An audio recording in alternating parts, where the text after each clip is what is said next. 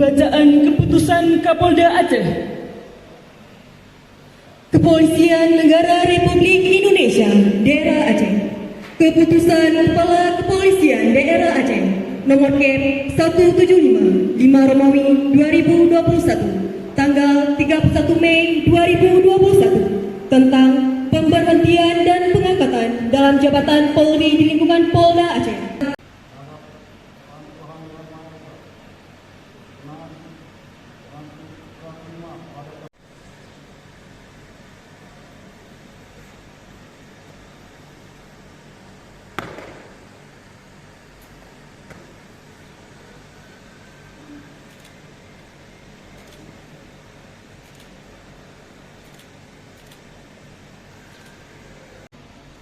Selanjutnya kepada pejabat yang baru, saya mengucapkan selamat bertugas.